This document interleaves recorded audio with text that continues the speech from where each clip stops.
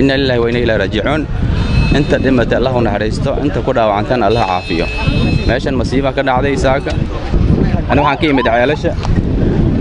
markaan ka imid checkpoint markaan ku soo degay iyo qarax hore ka dhacay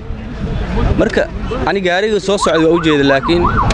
gaari kale oo turkiga wadatay lagu dhuftay gaariga noociisa ma waxa qadibta gaariga daynaan ku qiyaasay aniga koraan uga jeeday aniga maxaa aragtay markii gaari oo turkiga leeyahay lagu dhuftay gaariga gaariga turkiga lagu saarna gaariga turkiga leeyahay staafkiisa iyo laba nin oo turkiga labada turkiga iyo staafkooda waa la soo qaaday darbigaana lagu dhuftay marka kan gaarigana la soo qaaday proof tahay marka labada turkiga meeshan ka soo dhax bixin iyagoo meyd way ku dhinteen laakiin dadka kale xisaab ma laha meesha jaamay ahayd arday jaamacadan oo muqdisho aad ugu baabay saddex hoome waxba kama badbaadin buugagtooda waxooda intay buuxaan qaaraan waa wacnay adiga wali la hadda buugagtooda waa kuwan qaarna waa wacnay dadna waa weynay marka dadka qaarkii waa la aqoon waayay way kala gogo'een marka ilaahay masiibadaas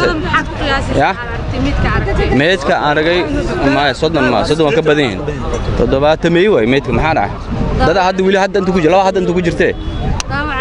dhaawaca xisaab ma leh markiiba waa la guray 40 iyo 60 meelahaas way adi meesha masiiba ka dhacday ilaahay waxaan ka baryaynaa inuu ku dhintaan Allah u naxariisto ku dhaawacmaan Allah caafiyo insha Allah